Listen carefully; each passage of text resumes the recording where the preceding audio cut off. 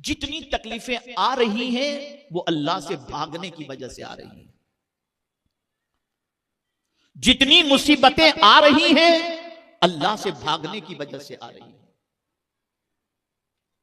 और यहां कहा जा रहा है पलट आओ तुम्हारे रब की तरफ। ये कोई गैर नहीं, तुम्हारा रब ही है। और अगर कोई अकड़ गया, ये मौलाना लोग बेचारे बोलते रहते हैं, ये सुनाते रहते हैं, समझाते रहते हैं, कहते रहते हैं, अरे चंद दिनों की जिंदगी है, अगर ये भी ऐश मौज में न गुजारे तो कैसे चलेगा। और पलटने को तैयार नहीं है, आने को तैयार नहीं है, लौटने को अपने रब की तरफ तैयार नहीं, भाग रहा है अपने रब से। और खुदा की कसम अगर मैं ये कहूं तो गलत ना होगा, आज सबसे बड़े अफसोस की बात यह है कि इंसान खुदा से भाग रहा है। आप कहेंगे बड़ी अजीब बात कर रहे हैं, तो क्या मस्जिद में आप नहीं देख रहे कि बंदा मस्जिद से भाग रहा है? उसका दिल मस्जिद में नहीं लगता, आप नहीं देख रहे? न खुदा की तरफ जाने को तैयार, न खुदा के घर की तरफ जाने को तैयार, और न खुदा का जिक्र सुनने को तैयार। ऐसी तबीयत बन गई कि दीन से भी भाग रहा है और खुदा की तरफ आने से भी भाग रहा है। बल्कि कुरान ने तो इस तरीके से फरमाया कि आहिस्ता आहिस्ता आने की जरूरत नहीं अल्लाह की तरफ। फफिर्रू इलल्लाह, अल्लाह की तरफ दौड़ो, भागो अल्लाह की तरफ, उसकी तरफ दौड़ो। अब यहां मैं एक वाक़े के जरिए आपको थोड़ा सा समझाऊं तो बात अच्छी तरह और समझ में आ जाएगी। सबसे पहले तो ये बात जहन में रखें कि इंसान किसी की तरफ लपकता है, किसी की तरफ जाता है तो चंद चीजों की बुनियाद पर। या तो मां की तरफ जाता है तो मां की शफकतों की बुनियाद पर, बाप की तरफ जाता है तो बाप के एहसान की बुनियाद पर, दोस्त की तरफ जाता है तो उसकी मोहब्बत की बुनियाद पर, बीवी की तरफ जाता है उसकी मवद्दत की बुनियाद पर। कोई ना कोई अट्रैक्शन की चीज होती है जिसकी बुनियाद पर बंदा उसकी तरफ माइल होता है। तो अब मैं आपसे पूछना चाहता हूं, सबके प्यार में इतनी कशिश नहीं है जितनी खुदा के प्यार में कशिश है। वो अपने बंदों को जितना चाहता है, कोई इंसान दुनिया में ऐसा है ही नहीं जो अपने लोगों को, अपने बच्चों को इतना चाहता हो जितना अल्लाह अपने बंदों को चाहता है। सबसे ज्यादा चाहने वाला वही है। वो कैसा चाहता है, मुझे एक वाक़े से मैं बहुत इंस्पायर हुआ और मेरी बड़ी अजीब कैफियत हुई। मैं आपको बताऊं, कभी कभी इंसान बहुत ज्यादा गुनाहों में डूब जाता है, मुसीबतों में घिर जाता है, तो फिर मुसीबतों की वजह से मैं तो नमाज पढ़ता था, मैं ये करता हूं, मैं इतने वजीफे किया, मेरा कोई काम नहीं बनता, फिर आड़े रास्ते और टेढ़े रास्ते पे चढ़ पड़ता है। फिर बहुत दिनों के बाद होश के नाखून लेता है और शायद के कभी पलट आता है या फिर तबाह बर्बाद हो जाता है। लेकिन एक वाकया सुने आप। एक बच्चा था, कम ज्यादा से ज्यादा उसकी उम्र 9 से 12 के दरमियान की होगी। बहुत सताता था माँ को, उसकी माँ थी, बहुत सताता था माँ को, बहुत सताता था। माँ गुस्से में आकर उसे मारती है और एक मर्तबा इतना सता दिया उसने कि माँ तंग आकर उस बच्चे से कहती है, अब तो मेरा घर छोड़ करके निकल जा, अब तुझे मैं नहीं रख सकती, तूने मेरी जिंदगी तंग कर दी है, तेरी वजह से दूसरे बच्चों पर इफेक्ट होता है। माँ ने घर से निकाल दिया उसे।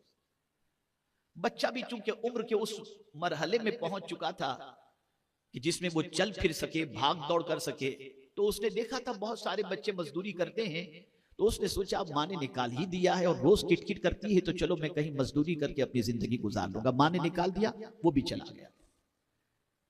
गया 2-3 दुकानों पर, मेरी माँ ने मुझे निकाल दिया है, मुझे नौकरी पे रखो, मुझे अपने घर के काम में रखो, किसी भी चीज में रखो।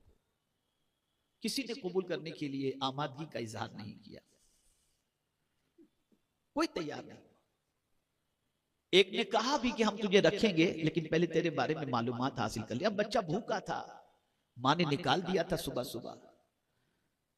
बस वो सबके यहां गया, सबकी निगाहों से झिड़कियां, जबान से झिड़कियां वो बर्दाश्त करता रहा, यहां तक कि शाम हो गई।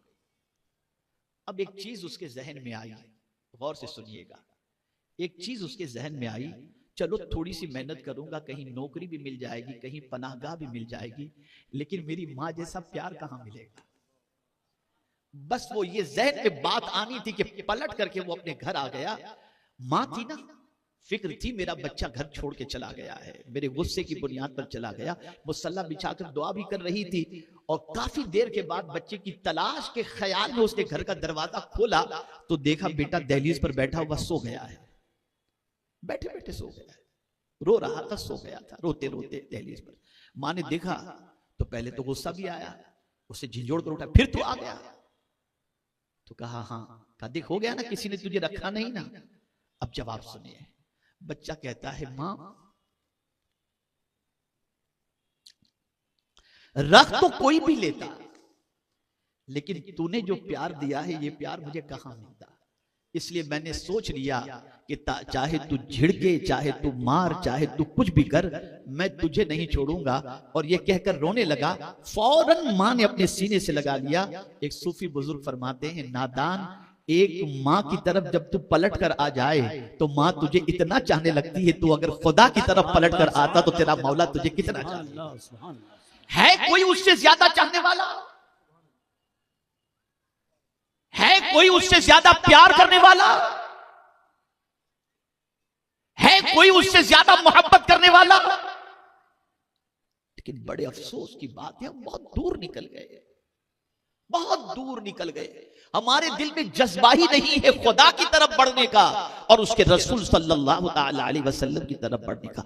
हमने दुनिया के इंसानों के अंदर सब कुछ पा लिया और उन्हीं में सब कुछ समझा, लेकिन मुस्तफा जाने रहमत सल्लल्लाहु अलैहि वसल्लम और रब्बे कदीर जल्ल जलालहू की तरफ हमारी तवज्जो कभी मबजूल नहीं हुई। अल्लाह फरमाते पलट आओ, मैं कोई गैर नहीं, तुम्हारा रब ही हूं, तुम्हारा रब हूं, तुम्हारा पालने वाला हूं। पलट आओ मेरे बंदो मेरी तरफ, आ जाओ मेरी तरफ। अल्लाह बुला रहा है, वानीबू इला रब्बिकुम, और ऐब इस तरीके से छुपाया, कुर्बान जाइए। कहीं ये जिक्र नहीं फरमाया कि तुम गुनाहों में इधर निकल गए, तुम नाफरमानी में आगे निकल गए, अब पलट आओ। नहीं नहीं नहीं, कुछ नहीं फरमाया, बस तुम आ जाओ, भूल जाओ पीछे की बातों को। जब तुम मेरी तरफ पलट कर आना शुरू करोगे, इधर कदम बढ़ाओगे, इधर मैं तुम्हारे गुनाहों को माफ कर दूंगा। पलट आओ फिर, और अगर पलट आए तो फिर उसके कर्म की इंतहा, उसके कर्म की बारिशों का कोई ठिकाना नहीं। और फिर फरमाया व अस्लिमू लहू, और उसके सामने सर झुका दो। सर झुकाने से मुराद आप ये ना समझना कि मैं सिर्फ सजदे की बात कर रहा हूं। व अस्लिमू लहू से मुराद ये है उसके हर हुक्म के सामने सर झुका दो, उसके हर हुक्म के सामने सर झुका दो, सरेंडर हो जाओ उसके सामने। बस मौला तुझसे ज्यादा मेहरबान कोई दूसरा है ही नहीं। अब सुनेंगे तो तेरी सुनेंगे, मानेंगे तो तेरी मानेंगे, और हम तेरी बारगाह में अपने आप को पेश करते हैं और सरेंडर हो जाते हैं। और फिर अल्लाह ने फरमाया मेरे बंदे ये भी जहन में रखना, टाल मटोल मत करना, कल से परसों से नरसों से नहीं, अभी से शुरू कर दे, अभी से पलटा, वरना क्या होगा, मिन क़ब्ल अन यअतियकुमुल अज़ाब सुम्मा ला तुनसरून, तुम्हारे पास अल्लाह की तरफ से अज़ाब आ जाए, इससे पहले पलट आओ अल्लाह की तरफ, इससे पहले सर झुका दो अल्लाह की बारगाह के अंदर, इससे पहले कि तुम्हारे पास अज़ाब आ जाए और फिर कोई तुम्हारी मदद न करे। पता चला अगर तुम नहीं मानोगे तो अल्लाह का अज़ाब ऐसा आएगा कि कोई मदद करने वाला नहीं होगा, कोई मदद करे, और आता है उसका अज़ाब। और अब तो हम दुनिया में देखते हैं कि आदमी सोचता भी नहीं वहां से अज़ाब, बल्कि कैफियत ये होती है कि अब तो हर साल कहीं ना कहीं एक या दो मर्तबा कोई ना कोई तकलीफ दुनिया के अंदर, कोई ना कोई परेशानी आ ही रही है। और मैं जब ये साल में एक दो मर्तबा के हवाले से देखता हूं तो अक्ल दंग रह जाती है कि ऐसा क्यों। तो कुरान कहते अवला यरौ अन्नहुम युफ्तनूना फी कुल्li आमिन मर्रतन औ मर्रतैन, क्या उन्होंने देखा नहीं कि साल में एक मर्तबा या दो मर्तबा आजमाए जाते हैं? क्या नहीं देखा उन्होंने? साल में एक मर्तबा या दो मर्तबा आजमाए जाते हैं, और आजमाइश के बावजूद भी सुम्मा ला यतूबून, फिर भी वो तौबा नहीं करते, वला हुम यज़क्करून, और नसीहत हासिल नहीं करते। ये जितनी भी तबाही दुनिया के अंदर साल के अंदर आ रही है, कहीं गर्मी, कहीं ठंडी, कहीं आंधी, कहीं आग, कहीं तूफान, कहीं जलजला, ये मुसलसल आ रहा है, इसलिए आ रहा है कि अल्लाह बंदों से ये कहना चाह रहा है कि मेरे बंदो, ये इसलिए है कि तुम मेरी तरफ पलट आओ, तौबा कर लो, नसीहत हासिल कर लो। तुम बड़े नहीं हो, मैं बड़ा हूं, मेरी ताकत सबसे अफजल आला है और बड़ी है। लेकिन बंदे का हाल इतना गंदा है कि सब कुछ देख करके भी पलटने को तैयार नहीं, सब कुछ देख करके भी तौबा करने को तैयार नहीं, टाल मटोल कर रहा है। सब कुछ देख करके भी अल्लाह की तरफ रुजू करने को तैयार नहीं। अल्लाह वालों का हाल तो ये होता कि हल्की सी कोई चीज हो जाती तो फौरन वो अल्लाह की बारगाह में तौबा करते दिखाई देते, बल्कि कभी गुनाह का ख्याल या तसव्वुर आ जाता तो अल्लाह की बारगाह में तौबा करते। मैं आपको एक वाकया बताऊं। एक बुजुर्ग फरमाते हैं कि एक ख्याल ने मुझे बड़ा गमगीन कर दिया, बहुत गमगीन कर दिया। और फरमाते हैं वो ख्याल ये था कि मेरी उम्र कमोबेश 60 साल के करीब की।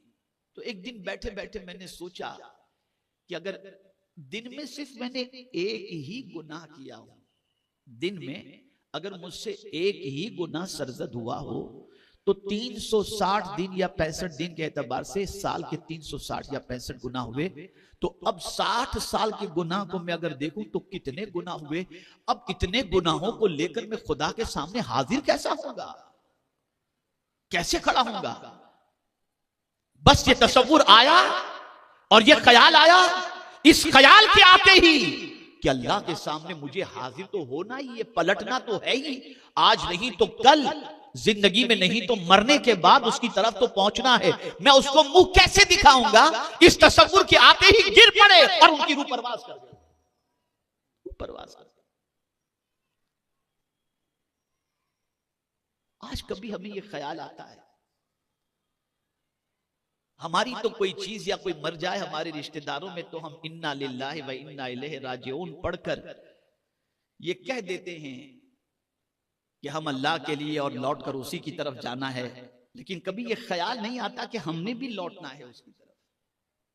अगर जीते जी नहीं लौटे तो मरने के बाद तो लौटे जाएंगे। और फिर यहां देखिए अंदाज कुरान का, राजिऊन फरमाया, पलटने की बात कही गई, लौटने की बात कही गई। पता चला हम यहां पर आर्जी तौर पर हैं, ये हमारी मुस्तकिल जगह नहीं है। हम जहां आए हैं पलटकर उसी तरफ जाना है, अल्लाह की तरफ से आए और अल्लाह की तरफ पलटना है। बड़ा नफीस नुक्ता मैं आपको समझा दूं, अगर पूरी तकरीर जहन में रहे तो ठीक है, वरना अगर ये नफीस नुक्ता आपने जहन के अंदर महफूज कर लिया तो मैं उम्मीद करता हूं कि इंशाअल्लाह अज़ीम आपकी सोच में काफी तब्दीली पैदा होगी। अल्लाह क्या चाहता है? वो ये चाहता है कि मेरे बंदे, जैसा बेगुनाह मैंने तुझे दुनिया में भेजा था, मैं चाहता हूं तू पलट कर भी जब मेरे पास आ तो तेरे दामन में कोई गुनाह का धब्बा ना हो। बस ये वो चाहता है, वो सिर्फ ये चाहता है जब तू पलट कर आ तो तेरे दामन पर गुनाहों का धब्बा ना हो। मेरे प्यारे आका सल्लल्लाहु अलैहि वसल्लम के प्यारे दीवानों, अब वो लोग जो अल्लाह की फरमाबरदारी में पूरी जिंदगी गुजारते हैं और नेकियों में जिंदगी गुजारते हैं, तो जिस तरीके से आयत में मैंने आपको सुनाया कि व अनीबू इला रब्बिकुम फरमाया गया, अपने रब की तरफ लौटो। अब जब कोई बंदा जिंदगी ही में अल्लाह की तरफ लौट जाता है, उसकी बंदगी की तरफ पलट आता है, उसकी इबादत की तरफ पलट आता है और पूरी जिंदगी उसके दिमाग में एक ही तसव्वुर रहता है, मुझे रब ने पैदा किया, मुझे उसकी बंदगी करनी है और उसकी इताअत करनी है। अब जब पूरी जिंदगी वो इस तरह से गुजारता है तो मरते वक्त अल्लाह मुज़दए जां फज़ा सुनाता है, या अय्यतुहन नफ्सुल मुतमइन्ना इरजिई इला रब्बिक। यहां भी फरमाया तेरे रब की तरफ लौटा, इसलिए कि जिंदगी पूरी तूने मेरी रजा में गुजार दी, अब कहीं और तू नहीं जा रहा, मैं तुझे बुला रहा हूं, आ जा तू अपने रब की तरफ। जो दुनिया में पलट कर अल्लाह की तरफ गए उन्हें अल्लाह बुलाता भी है आखिरत के अंदर, तो अपनी तरफ कहकर बुलाता है कि मैं कोई और नहीं, तेरा रब ही हूं, पलट कर आ जा अपने रब की तरफ। और फिर मुज़दए जां फज़ा अता कर देता है, फदखुली फी इबादी वदखुली जन्नती, मेरे बंदों में दाखिल हो जा और मेरी जन्नत में दाखिल हो जा।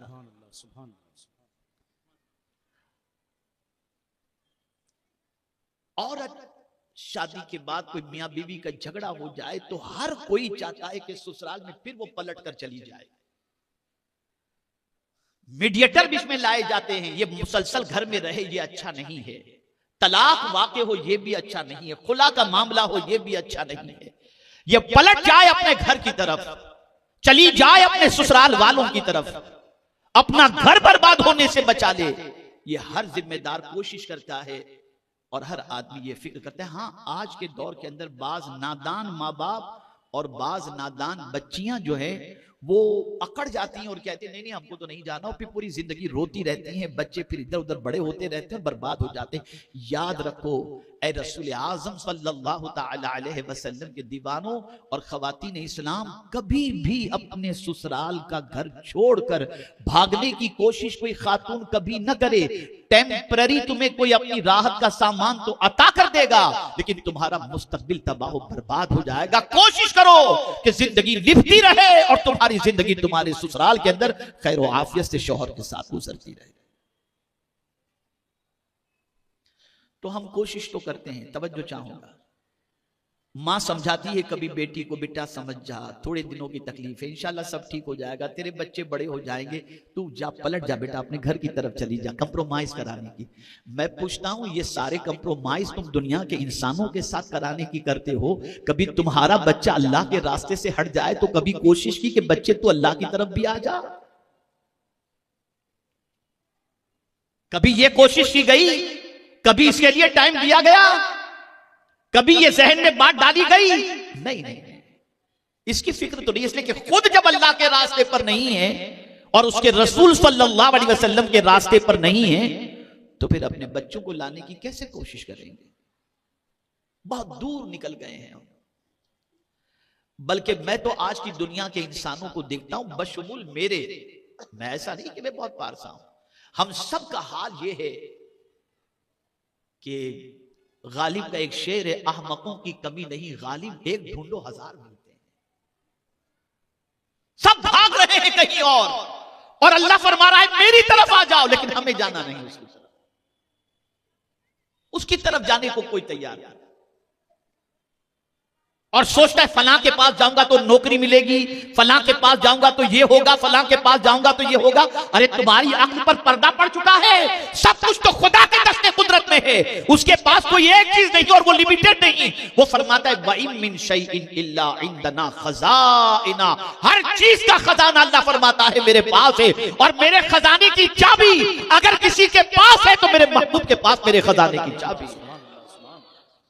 इसीलिए मेरे इमाम कहते हैं बखुदा खुदा का यही है दर, नहीं और कोई मफर मकर जो वहां से हो, यही आके हो जो यहाँ नहीं तो वहां। बेशक बेशक सुभान अल्लाह। जो लोग कहते हैं हुजूर से क्या मिलता है, मियाँ ये जो नमाज पढ़ते हो ना, ये भी अल्लाह ने हुजूर ही के जरिए अता फरमाई, डायरेक्ट नहीं अता फरमाई।